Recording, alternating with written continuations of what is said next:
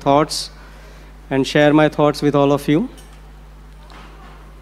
I still wonder, I don't know how they have decided this particular thing of giving me an opportunity. So that reminds me one thing, that do you know, if you want to make Krishna laugh, what do? You start planning, right? Because you start planning and Krishna will have a big laugh because he knows what's going to happen. So maybe there is similar arrangement for this, to have me come here and speak with all of you, but let's hope that whatever we speak will be helpful. So today we'll be discussing from Srimad Bhagavad Gita, chapter number 5, text number 13. So you can repeat after me. Sarva karmani manasa sannyāsyate sukham vrasi navadvare pure dehi naiva kurvanna karyana. Sarva karmani manasa sannyāsyate sukham vasi navadvare pure dehi naiva kurvanna karyana. Sarva karmani manasa sannyāsyate sukham vasi navadvare pure dehi naivam kurvanna karyana. Word to word. Sarva, all, karmani, activities, manasa, by the mind, sannyasya, giving up, aste, remains, sukham, in happiness, vasi, one who is controlled, navadvare, in the place where there are 9 gates, pure, in the city, dehi, the embodied soul, na, never, iva, certainly, kurvan, doing anything, na, not, karyan, causing to be done. Translation. When the embodied living being controls his nature and mentally renounces all actions, he resides happily in the city of 9 gates, the material body, neither working nor causing work to be done. Purport by His Divine Grace Srila Prabhupada. The embodied soul lives in the city of 9 gates. The activities of the body, or the figurative city of body, are conducted automatically by its particular modes of nature. The soul, although subjecting himself to the conditions of the body, can be beyond those conditions if he so desires. Owing only to forgetfulness of his superior nature, he identifies with the material body and therefore suffers. By Krishna consciousness, he can revive his real position and thus come out of his embodiment. Therefore, when one takes to Krishna consciousness, one at once becomes completely aloof from bodily activities. In such a controlled life, in which his deliberations are changed, he lives happily within the city of 9 gates. The 9 gates are mentioned as follows. Navadvare pure dehi, hamso lelayate vahi, vasi survasya lokasya, sthavarasya, charasya cha. The Supreme Personality of Godhead, who is living within the body of living entity, is the controller of all living entities all over the universe. The body consists of 9 gates, 2 eyes, 2 nostrils, 2 ears, 1 mouth, the anus and the genitals. The living entity in his conditioned stage identifies himself with the body, but when he identifies himself with the Lord within himself, he becomes just as free as the Lord, even while in the body. It is mentioned in this Svesastara Upanishad 3.18. Therefore, a Krishna conscious person is free from both the outer and inner activities of the material body. Om Ajnanatimirandasya Jnananjana Shalakaya Chakshurun Militan Yena Tasmai Shri Gurave Namaha Shri Chaitanya Manobhistam Sthapitam Yena Bhutale Swayam Rupa Kadamayham Dadati Swapadantikam Vandeham Shri Guru Shri Utapadakamalam Shri Gurun Vaishnavamsha Shri Rupam Sagrajatam Sahagna Raghunathanvitam Tam Sajivam Savadhetam Savadhutam Parijana Sahitam Krishna Chaitanya Devam Shri Radha Krishna Padan Sahagna Lalita Shri Vishakhanvitam Sha He Krishna Karuna Sindhu Dinabandhu Jagatpate Gopesha Gopika Kanta Shri Radha Kanta Namostute Tapta Kanchana Gaurangi Shri Radhe Vrindavaneshwari Vrishabhanu Sute Devi Pranamami Hari Priye Vanchakalpatarubhyasya Kripa Sindhubhya evacha Patitanam Pavanebhyo Vaishnavebhyo Namo Namaha Jai Shri Krishna Chaitanya Prabhu Nityananda Shri Advaita Gadadhar Shrivasadi Gaura Bhakta Vrinda Hare Krishna Krishna Krishna Hare Hare Hare Rama Rama Rama Hare Hare.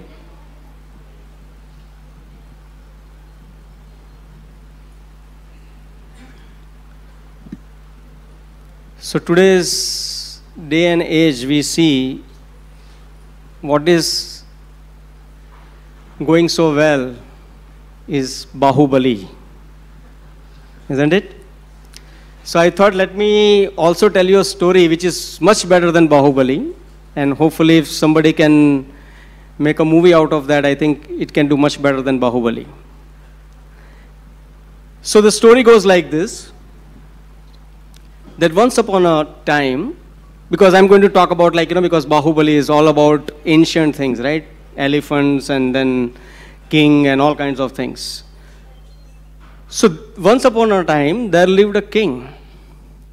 But the way he was living, he did not have a proper kingdom to rule. So he went around the world searching for the best suitable place for him to establish his kingdom. He was going everywhere. He went to each and every corner of the world, but somehow or other, he did not find a single place which is suitable for him to establish his kingdom. But when, after doing so much, he got completely fatigued and tired, and he was resting at one place, and suddenly he thought, let me just have a walk here. And he was just walking, and he came across, suddenly, a very, very beautiful city, which he has never seen. And within his mind, he was almost contemplating that this is the place I should make my city, or my residence. And while he was just going through the gardens and the very wonderful walk, he come across a very, very beautiful lady. And when he sees that lady was surrounded by 10 primary bodyguards, and all these 10 bodyguards had hundreds and hundreds of wives and other supportive people who were walking along with that very beautiful lady. And to the great surprise of the king, that lady was protected by 5 hooded snake. So king was a little bit taken aback that should I approach that lady or not, there's a 5 hooded snake which is protecting the lady. But somehow or other, when man and woman come together, the courage automatically develops somehow or other. I don't know why, but there is something within us which the God has created that, right? So he developed that courage to go and approach that lady and ask that, where are you coming from? And who are all these bodyguards and these servants, and what are you doing here? And looks like you are looking for a suitable husband, isn't it? So as soon as she heard that, and she replied to the king, saying that, well, we do not know about our origins, neither mine as well as all these 10 bodyguards. I don't know where they come from. The only thing we know that there is a very beautiful city around here, and we are just having a luxurious walk. That's it. We don't know anything else other than this. And you seems to be very handsome, and you have some purpose here. So he said, well, I definitely have a purpose to live in this city, and would you mind marry me? So these love marriages were not something new. It's been happening for ages, but there is a purpose behind it, and there is a way to do it, right? So what happens? They don't get into the live-in relationship, but they get married. So that is something very, very important that we see and understand from the Shastras, that the Gandharva marriages or the love marriages were happening, but how and when, and there is a process behind it. So they got married, and as usual, like, they were having a very wonderful time. They were, as been, like, depicted, happily living ever after, so-called happily living, right? So they were having a wonderful time, and whatever the king used to go for hunting and, like, get so many nice things for queen to enjoy. And like city, as I said, it was one of the most beautiful city, and they were just enjoying like anything. And the king became so enamored by the queen that if queen sits, then the king used to sit. If the queen stand up, then the king used to stand up. If the queen eats, then the king also, like, sit to dine with her. If queen goes to sleep, he also goes to sleep. If the queen starts singing, the king also starts singing. So everything practically. I don't know, when we were children, I don't know how many of you have done this, right? Mimicking. If somebody does this action, you do the same action, right? Exactly similar thing. So we get irritated when our friends do it. But when it happens between husband and wife, it is love. It's very romantic, right? So this kind of things were happening, and they were, like, enjoying. So almost 50 years passed like this. And as the basic nature or the principle of the world, nobody can tolerate anyone else's happiness. And suddenly there was an attack from the outside king, who wanted also to have that particular city, right, in competition. So he attacked, and his name was Chandavega. So he comes and attacks the kingdom. And this five-headed snake is supposed to be the main protector of the city. So he fights with that Chandavega. And please note, in this story, I'm going to ask you the question once the story is over, because this story has a lesson and a principle behind it. Okay, so please pay attention to the story. So this King Chandavega had how many soldiers? He had 720 soldiers, 720. So with these 720 soldiers, the snake was the alone, and these 720 soldiers with this Chandavega were attacking. It was very powerful, but somehow or other the snake was also had acquired so many skills and siddhis, so somehow or other he was fighting back, and just going on and on. So almost, like, more than 10-15 years, they were just going on and on. This fight was going on. And suddenly there was a twist. So as this lady was looking for a husband, now there is another lady who is also looking for a husband. But unfortunately, this lady was not at all beautiful as this queen of this king. And this lady was desperately, like, going and proposing to this king that, hey, come on, you marry me. And the king was not at all ready. So finally, that lady gets married to a person named Prajvara, who is the elder brother of Bhairaj. So she got married to that, and then because he did not accept, so this lady also attacks with the Prajvara to the same king, along with this Chandavega, who are attacking with the 720 soldiers. So when they all attack together, the snake become more and more weak. And finally the time has come where, like, the Chandavega was also the king was also thinking, like, how do I protect this kingdom now? And it was becoming very, very difficult. So then eventually that king gives up, that there is nothing can be done. And the queen started wailing and crying, And all his relatives and all the citizens and everyone were helpless. They could not help this king. And finally, this Chandavega catch hold of this king and drag him out of the city. And while he was dragging him out of the city, what happens? The queen also follows the king. And along with that, there was a five-hooded snake that also follows the king and was forcibly dragged out. Now, this city had basically 9 gates. How many gates has been talked about in this? 9 gates. So similarly, this city also had these 9 gates. So now this story is not like Bahubali or anything. It's not a fiction. It's a real story. Bahubali is a fiction. Anything that you desire and you just put it out there and make an entertainment. But this story is not of that king or a queen. This story is about you. This story is about me. Everyone is a character to play in this story. Right? So who was the king in this story? And what is this, first of all, 9-gate city? This 9-gate city is nothing but our own body. Who is the king? King is the soul. So, as being explained in our Shastras, that we are wandering from many species, one after another, one after another. Why we are going after one after another species? Is because our desires are unfulfilled and we want to satisfy our desires. So, we go on occupying one species after another, thinking that this particular body will satisfy me. But it does not. Right?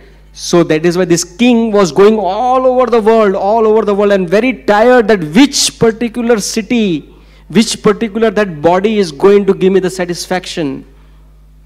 And finally he come across this human body, thinking that this human body is going to give me the satisfaction. So now this is a story which comes in Srimad Bhagavatam in the 4th canto. So this is a very, very long story. If you do it, in fact, we need almost 3 to 4 classes to cover the whole story. So I encourage each and everyone to go and read that story from Srimad Bhagavatam in 4th canto, chapter number 24 onwards. So it's a story told by Narada Muni to King Prachini-Bahishat. Because he was also like one of us, engaged in sense gratification and fruitive activities, and not ultimately knowing the purpose of life. So Narada Muni tells this story to King Prachini-Bahishat in the same allegoric way as I tried to express. So he starts with the same thing. There was a king named Puranjan, and that king is none other than the spirit soul looking out, right? Who is that queen? Her name is Puranjani. Who is that queen? Is intelligence. Who are these 10 bodyguards surrounded the queen? Are the senses. 5 working senses and 5 knowledge acquiring senses. And then there was a superintendent of these 10 bodyguards. Is mind. Who is this 5-hooded snake which was protecting the queen? Is the life air. Prana. There are 5 types of life air we have in our body, right? Which is being used for different purposes. For breathing, for digestion, there are different types of airs, right? Now, when I said when queen was sitting, the king used to sit. The queen was standing, the king used to stand up. When the queen is to dine, the king is to dine. What is that? That means the soul is being completely becomes a slave of the intelligence. And what is that intelligence? The intelligence is being used only for sense gratification if we have not found the purpose of life. If you have not awakened the love of God, then this senses or this particular intelligence is going to be used only in serving the senses. Isn't it? If you meet an alcoholic, what he will use his intelligence for? How would I get the best in the cheap alcohol? How do I get my friends to pay for my alcohol? Right? Everywhere. Any kind of sense gratification then you look for, your intelligence is the one which is working. Right? And the soul is completely becoming slave of that intelligence and doing the same thing. Right? So they enjoy like this 50 years. And then these 10 main or primary bodyguards had hundreds of wives. What that indicates? That indicates our desires. Right? So these 10 bodyguards, these 10 senses want to somehow or other satisfy those desires. And then who is that Chandavega? The Chandavega is none other than time personification. So that's why I said after 50 years. That's generally the thing comes. And that is where, and who are these 720 soldiers? 720 soldiers are 360 into 2. And what is a 360? It's a 360 day and 360 night. So that is taking away your time day by day. And who is that another lady who was looking for a suitable husband? What was her name? Her name was Jara. What is Jara? Old age. So she will come and proposes you. And no matter how much hard you try to run away from her, she will come for sure. So now if you don't marry her, what happens? She comes with the Prajvara. Who is Prajvara? Prajvara is the elder brother of Bhaya.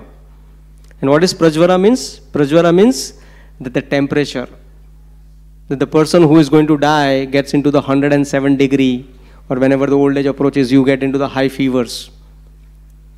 So that is what it represents. So old age comes with that Prajvara. And this prana is trying to fight so hard with Jara, with Prajvara, with Chandavega and his soldiers, that somehow or other I want to stay in this body. But eventually, you have to give up. That Puranjan has to be dragged out. And once it's been dragged out, what happens? That intelligence, the subtle body also has to follow the soul. इसलिए when we say, if somebody dies, उसने प्राण त्याग दिए. Right? So that is how this story is. And it's very wonderful that how the next time, because the king was so attached to his queen, as says in Bhagavad Gita, Antakale Chamamevam, whatever you remember at the time of that, that's what you become. So in the next life, it is explained in that story, the next life, King Puranjan becomes the daughter of Vidarbhi. So King Puranjan becomes the lady, queen, right? And she marries to someone, and they go to the forest, and the husband was very pious and pious king, and goes on doing his duties, and when he approaches 50 up, takes the Vanaprastha, goes to the forest, meditates, and then finally leaves the body, perfecting his life. But now this lady was alone in the forest and thinking, what do I do now? And that time the one Brahmana comes and says, do you know me? And that lady says, no, I don't know you. Who are you? He says, I am your old friend. I've been there with you for many, many years. You don't remember me? He says, no. Let me tell you, who am I? And then the Brahmana starts explaining the knowledge of self-realization to her. Who is that? Is none other than Super Soul, who has been accompanying us life after life, life after life. It's just a matter of time when we turn to that Super Soul starts instructing to us. So it's very, very illustrative and instructive story, which is very, very enlivening. So I really encourage each one of you to go and read that story. It's very, very fascinating. It's a very long story, but it has a lot of wonderful verses where you will get to learn so many things. So what do we see from this? Is in this city of 9 gates, who are we? We are like a tenant, isn't it? We are staying in that rental apartment. So we also tell God that Bhagwan, ye dunya aapne banai hai, it is your world, but make comfortable according to my needs. Isn't it? I know you own this world, my Lord, but make comfortable as I like. It is as good as going to someone's home and you go and if there are servants in the home, you say, you know what, ये TV को यहाँ लगा दो, ये fridge जो है ना इसको यहाँ लगा दो, और वो पर्दा है ना वो निकाल दो, अच्छा नहीं लग रहा है. क्यों? क्योंकि आपको अच्छा नहीं लग रहा है. But can you are in someone else's home, my friend. Why you are like, behaving as if it's your own? It's very crazy, isn't it? So similarly, we are in this God's world and try to behave as if it's my own. So we have to see that how we live in this world. So now we understood now the city of 9 gates and who we are. So now let's discuss a little bit about how we can live. How we can live in this world so that it makes sense to us, it makes sense to the society, it makes sense to the country, and it makes sense to the world. Otherwise, what is the use of living? हम क्या करते हैं? जो भगवान को control करना चाहिए ना, वो हम कंट्रोल करना चाहते हैं, और जो हमें कंट्रोल करना चाहिए ना, वो हम भगवान को बोलते हैं भगवान आप ये कंट्रोल करो. You know what it means? भगवान क्या कंट्रोल करते हैं?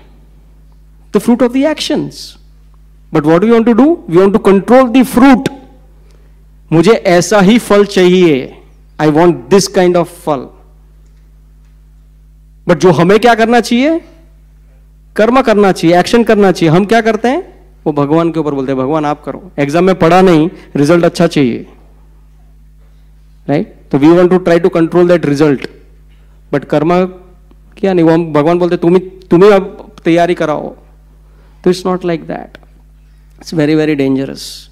We have to be very careful about what we should be doing and what we should leave it up to the Lord.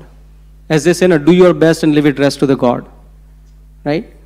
But many times, as I have seen, when we come to this Bhagavad Gita, because we are very tired of this material life, and eventually we come, and I see I have a regular discussion with my colleague in office, and he says, sometimes he goes to ISKCON. He's not that pakka devotee, but many times he visits ISKCON. And he says एक दिन मेरे को life dedicate कर देना इसको, ISKCON को. यहाँ पे कॉर्पोरेट में कितना पॉलिटिक्स है, क्या कुछ मतलब नहीं है कॉर्पोरेट लाइफ में. वी जस्ट गो, यहाँ पे कितने अच्छे हैं सब लोग. We just want to live this nice life, ideal life. हाँ. So I was just at one point I was thinking yeah this makes sense, but at the other point I was thinking it's an escapism, isn't it? We don't want to do the karma. We don't want to fight, and we just want to say if we just do this, जो भी भगवान देंगे वो ठीक है. Then we will start doing the politics after coming to ISKCON also. So we should fight where we are. Arjuna did the same thing. Arjuna said मुझे नहीं करनी है fight. But what did the Krishna do? He says you have to fight, no matter what. We have to fight. So basically हम क्या चाहते हैं कि हम योग्यता प्राप्त करने से पहले हमें अर्थ की प्राप्ति चाहिए. Without being qualified, we want to earn. So in this regard, I just want to tell you one story. I'm sure most of you must be knowing this. Is Akbar and Tansen. So you know this Tansen was the musician in the darbar of Akbar. So when he used to play when he used to sing, it's amazing, like lot of divinity used to come there, and Akbar was completely mesmerized by Tansen. So one day Akbar thought कि भाई Tansen अगर इतना अच्छा गाता है तो उसका गुरु कौन है? तो उसका गुरु तो, because Akbar was a great lover of music. He was a great lover of music. So he asked Tansen that भाई आप इतना अच्छा गाते हो, I want to see your guru and I want to hear from him. तो बोलते हैं that is not possible. Now if you say something king, something like this to the king, that it's not possible, then he becomes more agitated. He says नहीं बाबा मेरे को तो चाहिए, I want to hear from him. He says it's not possible. So he says explain me why it is not possible. Just don't keep saying not possible, not possible. He says जहाँ पर ना मेरे जो गुरु हैं, his name is Haridas, and he does not sing for any king. He only sings for the Lord Shri Krishna.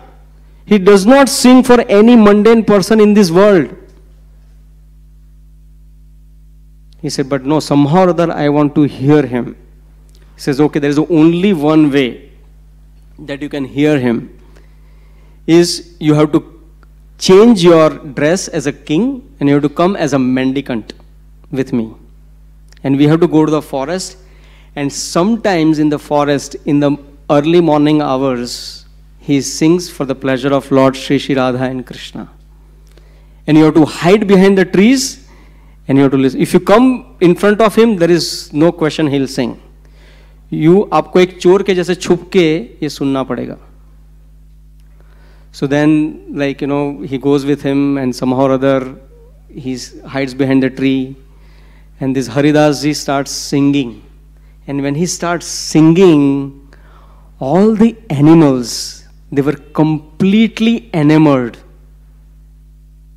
The stones were started melting when they heard Haridas ji singing. And when Akbar saw that, he literally started crying. And Haridas ji was just singing about the pastimes of Shri Shri Radha and Krishna. And he was chanting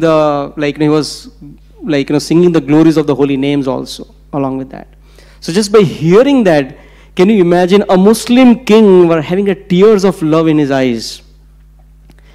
And then after that experience, he comes back home to his kingdom, and again having a meeting with Tansen, and says, Tansen ji, baap re kya kahu, what kind of experience I got. Somehow or other, I want Haridas ji in our, assembly to sing for us. He says, it's not possible. So then he said, okay, if that is not possible, then you have to come to the standard of Haridas ji. So Tansen said, that is also not possible. Now again, जब ही impossible word बोला तो king का दिमाग is gone. He says, why it is not possible? You explain me. Why it is not possible that you cannot sing like Haridas? उनमें ऐसा तो क्या है कि आप हरिदास जी के जैसा गा नहीं सकते हो? Then he said, उनमें ऐसा है जो मेरे में नहीं है. वो एक ही डिफरेंस है कि वो भगवान के लिए गाते हैं और मैं आपके लिए गाता हूं.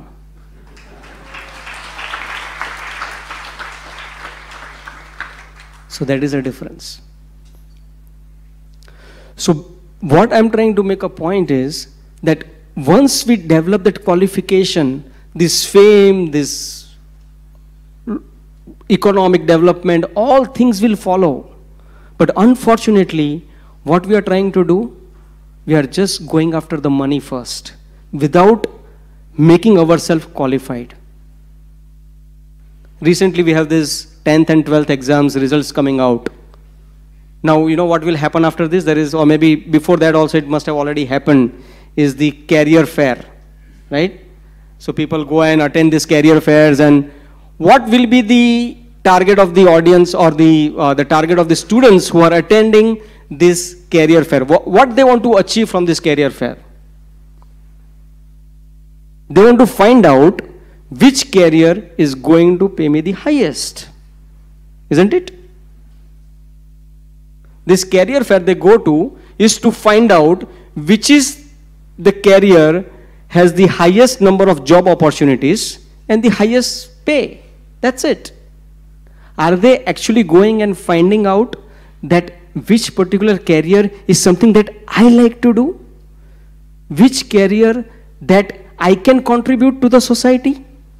No. The only thinking process, not just the students, even the parents have the same thinking process, that beta, find a job where, or find a career where you get a job and you get the highest pay. And that is where we see people, when they do the job after 20 years or 15 years, they do not have any job satisfaction. Any job satisfaction.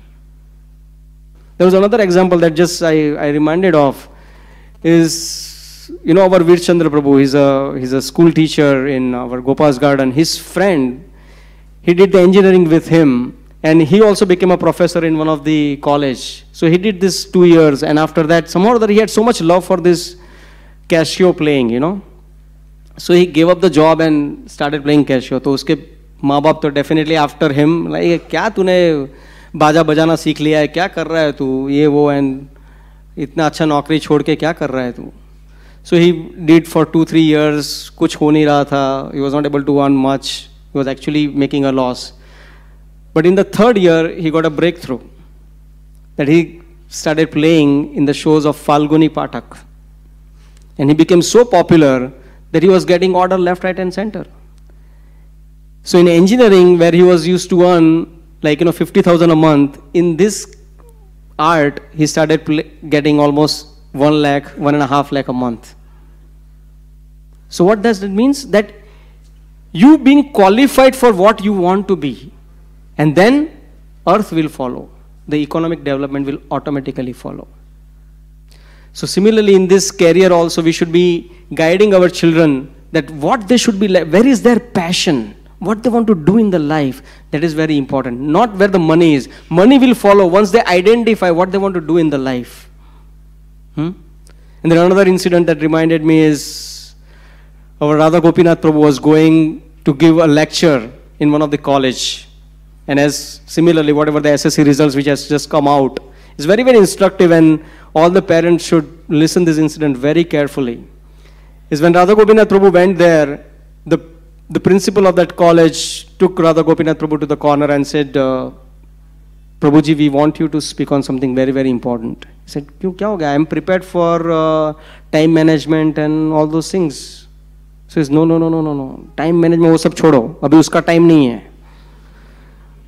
Because there is a very serious incident that happened in our college, that just 1 week back there was the results were out of the first semester or the second semester, and one of the boy committed suicide. So Radha Gopinath says, why? Did he fail? He said, no. He came second. He says, what? He came second and he committed suicide? He said, yes, because he could not tolerate being second. So we want you to speak something relevant to our kids so that they understand and they don't commit such a serious step in their life. So Radha Gopinath Prabhu said, like, in his style, I was praying to the Lord, and then finally when he went there to speak to the kids, so he asked them, how big is the sun? Can you tell me the diameter of the sun? So, somehow that they figured out what is the diameter of the sun. I said, okay. What is the diameter of a 1 rupee coin? So, of course, it is 1 inch, 1.5 inch diameter of the coin. So, he said, can you hide the sun using this 1 rupee coin? So, all the students started laughing. Come on, Prabhuji, what are you talking about? 1 rupee coin, how can it hide the sun, which is so big and so luminous? How it can hide? He says, okay, I'll show you how to do it. And I'm talking about the noonday sun. I'm not talking about the sun which is setting. I'm talking about to hide the noonday sun with a 1 rupee coin. So you all want to see that magic? He said, yeah. He says, come out. And he showed that he brought that 1 rupee coin so close to the eyes and kept it here. He says, can you see the sun? He says, no. So it's the same thing. You are taking this insignificant result so close that you're forgetting that you have a vast life ahead. This one result is just a one little milestone where there are many, many milestones to come in your life. That does not mean that you don't take exams seriously. You have to take it. As I said earlier, we are trying to control the results. Don't try to control the fruits. That's in the hand of Krishna. Try to do your actions. And there are many, many successful stories who failed in 10th, and they are the most successful people in the world, like Bill Gates, Thomas Edison, you name it, Dhirubhai Ambani, Lalu Prasad Yadav. Seriously, that man went to the Harvard and gave the class to the management students. So don't underestimate your talent through just one result. Just one, and that too in 3 hours you have to write something and that's going to decide. It doesn't make sense. So we have to be very, very careful as how we are progressing in our life. Let me ask you another question. Do you know why there are brakes in the car? Why do we have a brake in the car? So many may give answer that, to stop the car, to avoid an accident. So there was one student. You know what he answered? He said, I know why there is a brake in the car. Because so that we can go fast. You know what is this called? It's called out of the box thinking. Right? And it is a fact. If you see, why do we have brakes in the car? That is given here. You have to stop, that's why you have the brake. To avoid accidents. But what is the most important thing is you can go fast. I'll not mention name of one of my friend who drives really fast. It's so nice to sitting with him and he uses the brake really, really good. Right? So the person who knows how to use the brake can go really fast. So this is called out of the box thinking. But many times we do not know there are many things which is inside the box and we don't even look for it. Why? Because everyone is looking out of the box. And that is where all these motivational speakers are getting their pockets full. Because they teach you out of the box thinking. I am really amazed. I don't know how many of you have seen this motivational speaker. There are hundreds and thousands of young students going there and listening to him.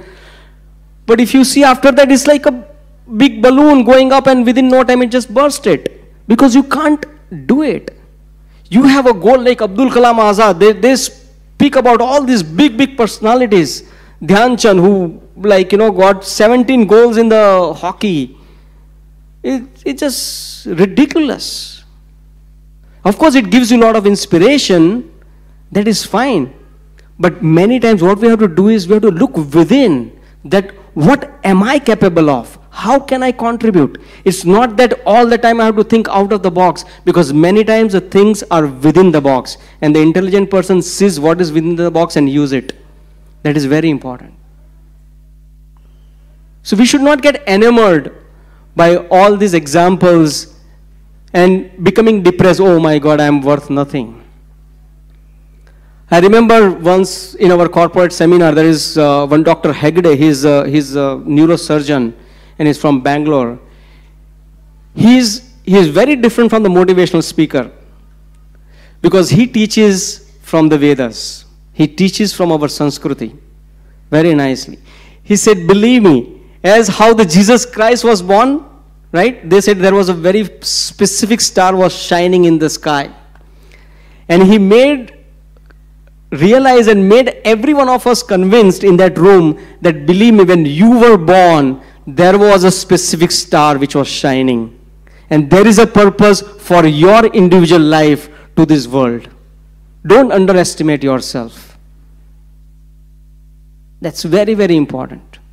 Whatever you can do. The great example, it comes in the Shastras, right? When Hanumanji was throwing the big boulders and big mountains to make that bridge across the sea, the small squirrel came and put a little grain of dust. And Hanumanji says, get out of my way. I'm getting late to put these big boulders in the sea. What did the Lord Ram do when he sees this incident from the far? He says, Hanumanji, you may have a capacity to throw big mountains, but the squirrel has a capacity to do only these grains. So she's doing according to her capacity. So for me, you are as good as squirrel. For me, there is no difference. So if our dear Lord Ram can see that spark of something that a person can do like a squirrel, then can we not do anything? We definitely can do. But what is stopping us is the gadgets. What is stopping us to get there is the gadgets. And I'm going to quote, and that's why I'm saying that I'm going to quote, and this is a quote from Albert Einstein. He said, the day gadgets surpasses the human interactions, the world will have generations of idiots. I'm sorry, I'm not saying that Albert Einstein is saying that. I'm just quoting him. And it is a fact. You know what is the latest buzzword in today's world? Boredom. पक गया यार, bore हो रहा है. Very prevalent in the young age, and like in our young kids also, right? क्या करे पापा अभी पक रहा है. I'm getting really bored. I'm really getting bored, right? So either give me a phone or something, right? There are so many gadgets we have, still we are getting bored. Now just look back only 20 or 30 years back. How many gadgets were there? Practically none. How many facilities were there? Practically none. Have you ever heard your grandpa or grandmother saying, I'm getting bored? Seriously, think about it. They never got bored. Why?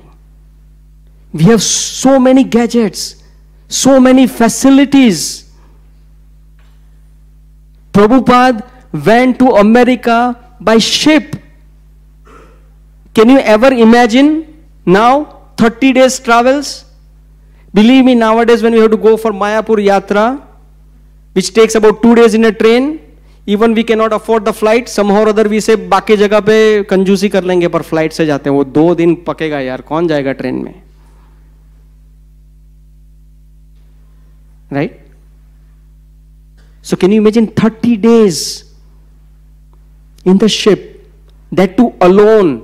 It's not that Prabhupada was having his grandchildren and having a fun time and they were playing cards, right? All of you parents, including me, when we have to go on this travel, right? How many things we have to think? अरे ये लिया क्या बच्चों के लिए, वो लिया क्या, अरे नहीं तो बाद में पकाएगा, हमको भी पकाएगा, वो भी पकेगा, right? Prabhupada was going alone. So why this boredom? You know what is the boredom? Boredom is the height of selfishness. That is why we are getting bored. This modern society has a center point, sense gratification. What is the center point of Vedic society? Is sacrifice. So if we want to control the sense gratification, we need to teach our children from a very young age 4 प्रकार के संयम. First, स्वाद संयम. Second, अर्थ संयम. Third, वाणी संयम. Fourth, समय का संयम. This is very nicely explained. There is a one organization called Punarutthan, and the founder of that is Indumati Bench. I learned from her. It's really amazing. She's been explaining that ये 4 प्रकार के संयम, when you teach to your kids, believe me, it can do wonders. What is happening? स्वाद संयम. मैं ये नहीं खाऊंगा. Go and ask 5-year-old, 7-year-old, 10-year-old.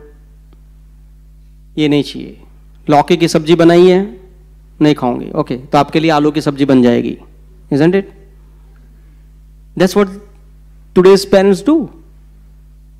और आजकल तो अभी रेगुलर खाना ही नहीं, दाल चावल नहीं चाहिए. क्या चाहिए? Pizza, pasta, sandwich. अगर वो नहीं है तो मैं खाना नहीं खाऊंगा. तो बेटर है कि चलो बच्चा जो भी खाएगा, क्योंकि एक ही बच्चा है हमारा, एक ही प्यारा दुलारा है, तो उसके लिए तो हमें सब कुछ करना ही पड़ेगा. Now pay attention, when this kind of children, when they grow up, what they're going to do in their life? They have not even learned to taste different things and to have whatever been served in the plate, they just eat it. अगर वो संयम नहीं है, तो how can they lead their life, which is going to come left, right and center with all kinds of challenges? So what we need to do, we need to teach them. Doesn't matter.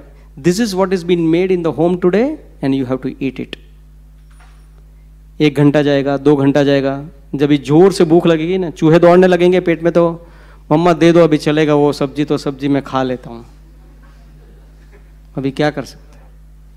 So when they start eating, believe me, I also learned late, because it's amazing. Sometimes you go to the hostels and other things, or you start living at someone else's place, you learn a lot. Because वहाँ पे आप कुछ demand नहीं कर सकते. If you are staying at your uncle's place or some other distant relative place, because you are coming from other than Mumbai, and you have a job in Mumbai, so you come as a young person and start living with them. So that's where जो भी आया खाने में आराम से you start eating. And believe me, after that you develop a taste also. गवार की सब्जी, I can't imagine that I've been eating that, right? Now I'm looking forward for it. So that is when we actually teach, it happens. What is next? अर्थ संयम. आज क्या होता है? Every other week we have to give a new pen to our children. Why? वो था, वो खो गया, वो पेंसिल खो गया, शार्पनर खो गया. Every now and then you have to give them a new pen, new pencil, new sharpener, new compass box. And we feel उसमें क्या है? Just like 2 रुपए की पेंसिल, उसमें क्या फर्क पड़ता है अगर नया दे दिया तो? हम पूरा वो होलसेल में लेके आएंगे तो और भी सस्ता पड़ता है हमको. दे दिया, क्या फर्क पड़ता है? It's not a question of 1 rupee or a 2 rupee. It is a question of that habit. It is a question of that sanyam. It's very important. I know some of the wealthy families. That lady was quoting that the neighbor was millionaire, but they said for last 20 years she was using the same needle to stitch her clothes. Same needle. She's a millionaire. And I'll not quote names. Some of our senior counselors were very rich. You can't imagine. They are, as they say, a Gharba Shriman. They are like that. But even a single rupee they do not waste. For them, thousands of rupees doesn't matter. But for a single rupee or a single thing that if they see that is getting waste, they will somehow or other figure it out how to reuse it or how to make sure that it does not go waste. It's very, very important. Nowadays we have these sainted rubbers. As if the saint has not anything to do with rubbing the thing, right? Nothing. What it has to do anything to do with rubbing the what you have written. But everything becoming more and more luxurious, more and more aesthetic. Some of the things which kids definitely do not need to have. And they need to value whatever they have been given. That is where they'll be able to lead life. Otherwise, जब भी बड़े होंगे तभी भी same thing. क्या हो गया? टूट गया, कोई फर्क नहीं पड़ता. What is the next संयम? वाणी संयम. Very important. How we talk to the younger with vatsalya, when we talk to the equals in a friendly manner, when we talk with the elders in a respect way. It's so important. Nowadays, what is the biggest problem that the parents are facing? Every other child is back answering to their parents. They don't know even how to talk to their uncles. If somebody is coming home, what kind of kind words that they have to offer? Nothing. So if this Vani Sanyam is not there, how they are going to talk when they are going to grow? Last one is Samaika Sanyam. You give them the homework, and that homework goes on for 2 hours, 3 hours, 4 hours. They just go on doing the same homework. And you come and ask, kya hua beta ye? And you see, it would hardly take 10 minutes to complete. That boy is sitting with that homework for 4 hours. Smart person तो उसे कहा जाता है कि थोड़े समय में ज़्यादा कर ले. So what we are teaching our kids? We need to teach them how in a minimum time you can do the maximum things. So instead of that we feel चलो बैठा है ना करने दो जो कर रहा है. Doesn't matter. No, we need to teach them all these संयम्स. और घर के कामों में हाथ बटाना, in household stuff. My God, today's kids are feeling, ये मम्मा आपका काम है, ये हमारा काम नहीं है. I remember my mother made me do each and everything in the home. पोछा लगाने से, झाड़ू लगाने से, सब कुछ. Why it is important? Because to see that your mother is working like anything. Of course, you may have a maid and everything, but if you cannot understand that this is my home, how will you have the affinity for your home? It's impossible to do anything if you do not cultivate that love for your mother, for your parents.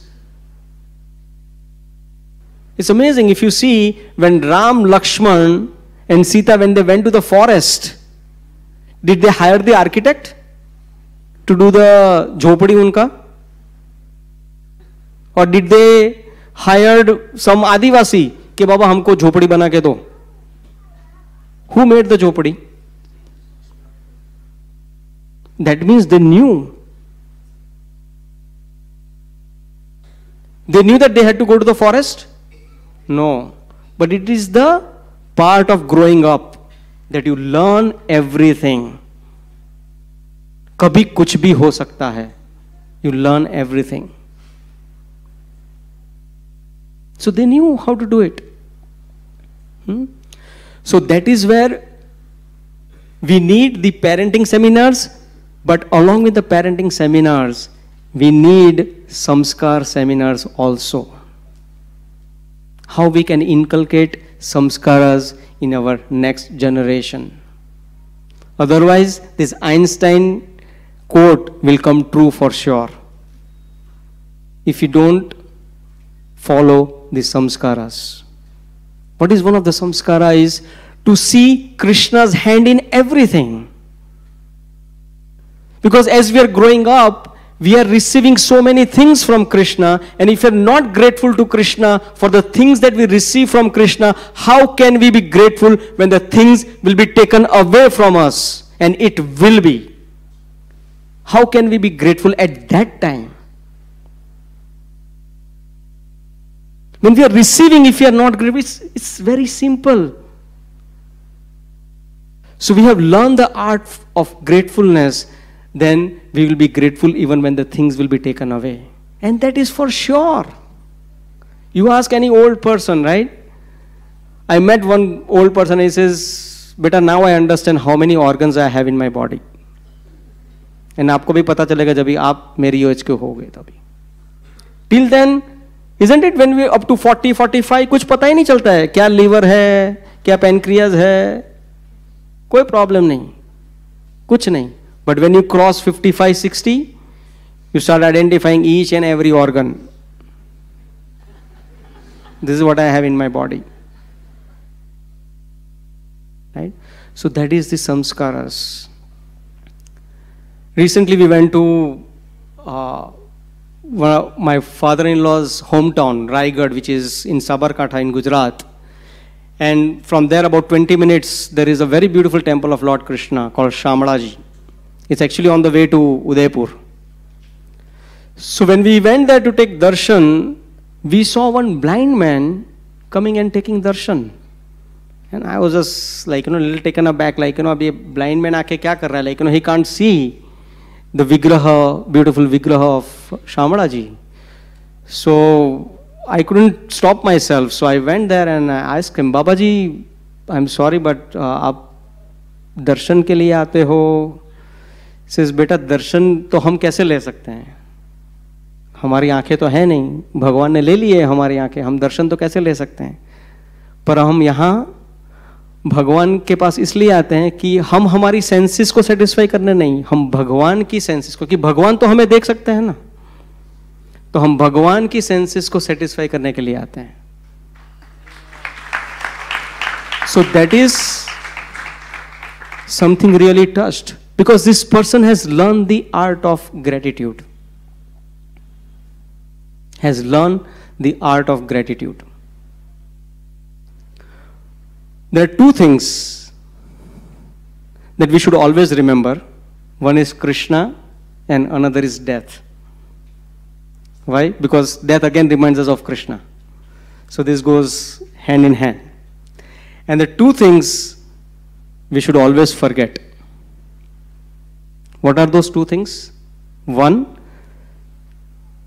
if someone has done any bad to us, we should forget that. And as something good that we did to others, that also we should forget. These are the two things we should forget. But we do exactly opposite. We remind others, देख भाई मैंने तेरे लिए किया है, याद रखना बाबा क्या, हाँ? And जिसने बुरा किया उसका तो बुरा ही होना चाहिए. नहीं हुआ तो हजम नहीं होता है खाना. हाँ? So we should forget. And believe me, it's very easy for me to speak. I am struggling to follow this. I'm struggling to follow. But I know one thing, and that is what Srila Prabhupada has given us. That aim for the sky. Your goal should be so high as the sky. Otherwise, what is the use of the aim? If your aim is to touch the ceiling, that's no aim. Right? So you have to have something really high in life so that you can progress. Once, along with these samskaras, once Muhammad Ali was asked that which is the most difficult punch? He said the one that coming but we cannot see. That's the most difficult to avoid. And that's more difficult to handle rather. The one that we cannot see coming. That is why we see the wealthiest person in the world, they cannot even enjoy the luxurious or the sweetest or the most palatable food because they have either diabetes or high blood pressure or so many different problems. I remember my spiritual master, His Holiness Radhanath Swami, saying that one of the big industrialists, somehow that I forgot his name, he had such a disease that he was only on the barley water. He could not drink anything other than barley water. And Maharaj says, when we used to drive through these Bombay roads, there are many beggars and the children come and knocking on our door, even the old people come and knock on our door, and we give them these laddus which are full of ghee and everything, and they eat so happily without any problem. And this person who is the multi-billionaire cannot even eat a grain of that laddu. So some of the wealthiest people cannot even eat the finest food, and there are beggars, sometimes they get the most amazing food. So that is the, irony. And Rishabdev very nicely explains that is why do not do tapasya for eating, mating, sleeping and defending. Do tapasya for achieving love of God. That is what tapasya is meant for. But what we are doing tapasya for is to make our living better, to eat the finest food, to have the best of the partner, the best of the homes to live, the best of the defense mechanism. Now we have all this CCTV and all these door cameras and all kinds of things, all this defense system. We spend millions and millions of rupees and the dollars in just doing these four things, which even the animals does better than us. Right? So that is why Rishabdev explained that one should spend, because this human form of life, this city of 9 gates is so valuable. So valuable. And when you get a chance after this story, there is another chapter comes where Narad Muni having a conversation with Prachini Bahishad after telling this story. And I'm just going to tell the essence of this series of verses, which starts from 4.29 to 30, and then probably will conclude after that. So in those verses, very nicely explain that this living entity, and this is along with this city of 9 gates, okay? So please remember the theme of that, our today's class. So this living entity, you know what Narad Muni compares that living entity with? Is like a dog going from door to door, trying to relieve him from the hunger and thirst. And sometimes that dog gets punishment, And sometimes that dog gets a food to eat.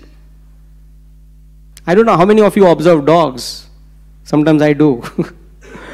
I was in Mangalore and it was almost 11 o'clock in the night and I was waiting for my train. And Mangalore is a very small station, so there was hardly anybody. And there was a young boy coming, usne chai liya, and there was a dog sitting there.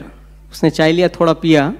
It was winter time, and I could see that, vapors were coming out of that tea, so it was really hot, and this guy was really enjoying the tea. Just ek sip liya usne, and he was standing next to the dog, and I was just sitting on the bench. And suddenly he poured that hot tea right on the dog. Just from nothing. And I was shocked. I was just taken aback. I said, what did you do? What dog ne kya bigada hai aapka? What did you do?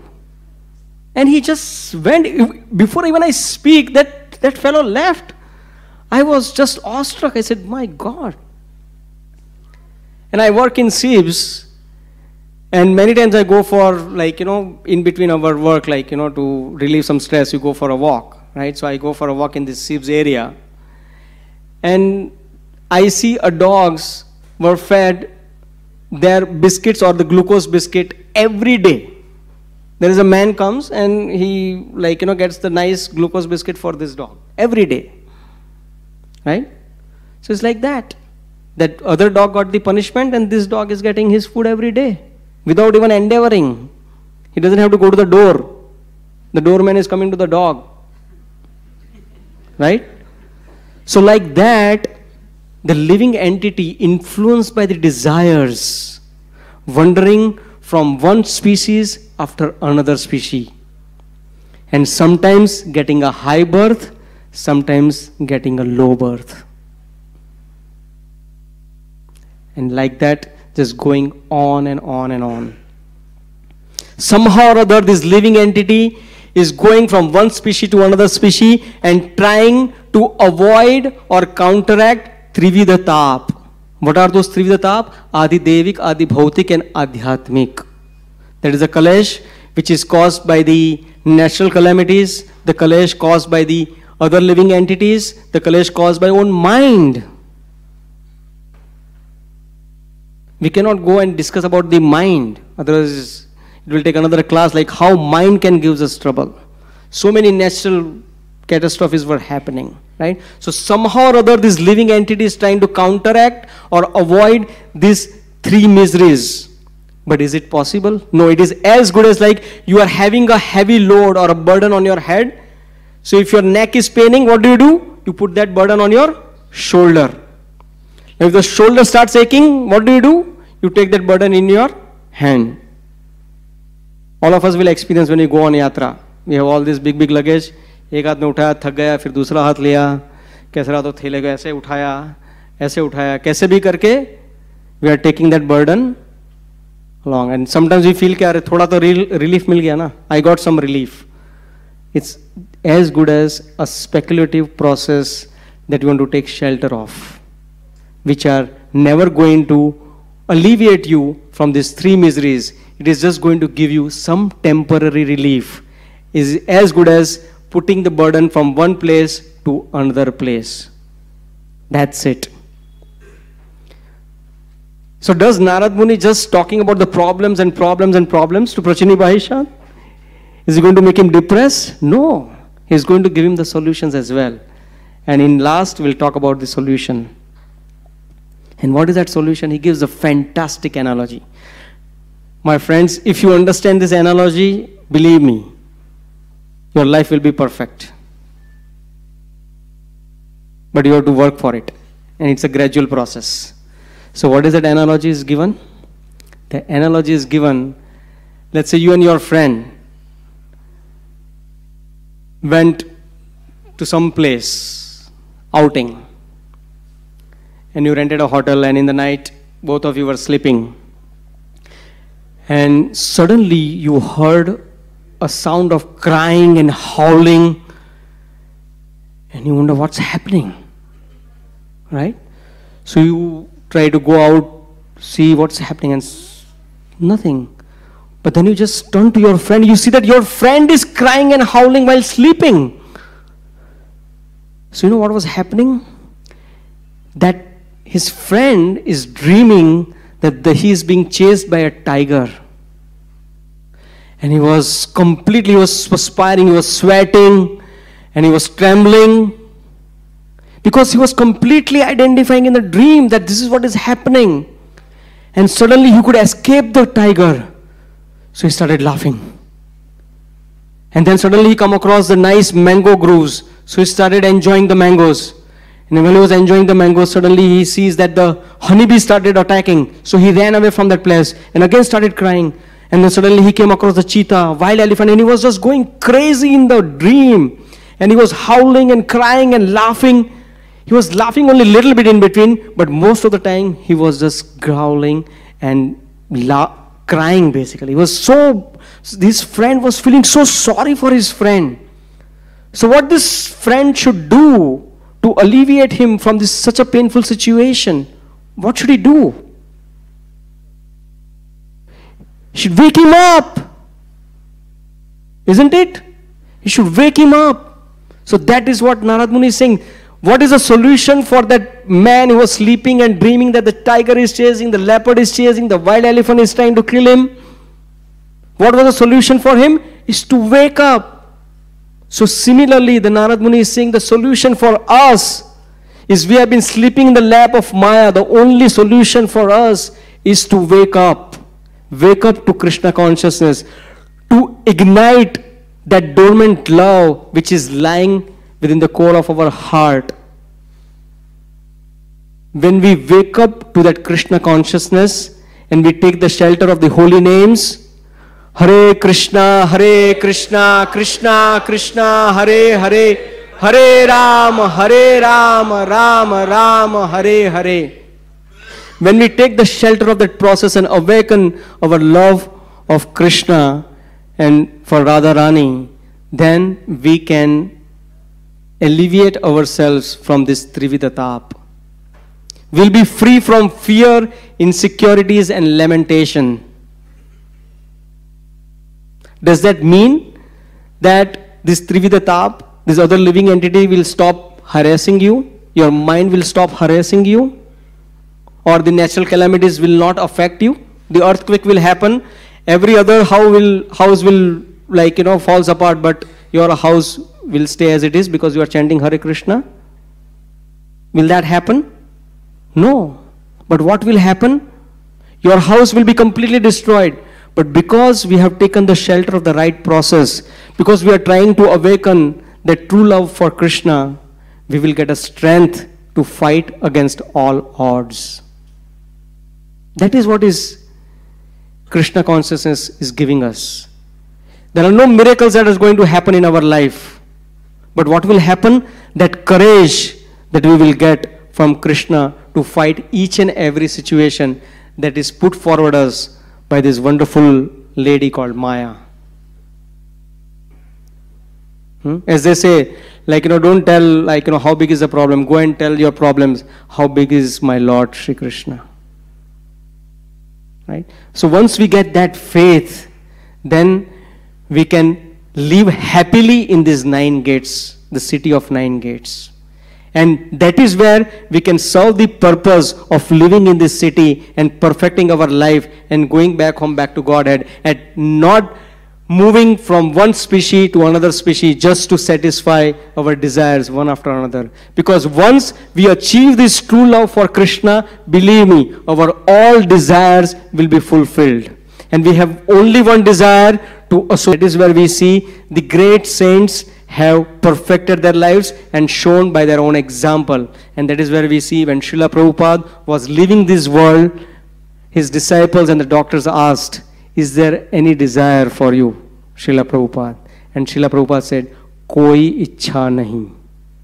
You should see that video. We still have that clipping of Srila Prabhupada departing from this world. He demonstrated by his own example. Can you imagine a person who is trying to enact something which never happened in the history of the world, where the whole world becoming Krishna conscious? And there is so much to do even after this, isn't it? Was it that like 108 temples and everyone became the devotee of Krishna? No, Prabhupada wanted to make each and every one a devotee of Krishna. There is a major task which was remaining. But Srila Prabhupada understood the time has come. That's it. Koi ichha nahi. That is the perfection of life. That is the perfection of life.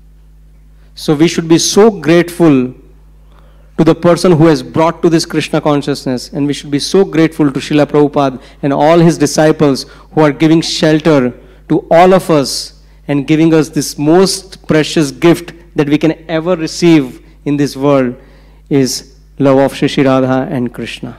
Thank you very much. Hare Krishna.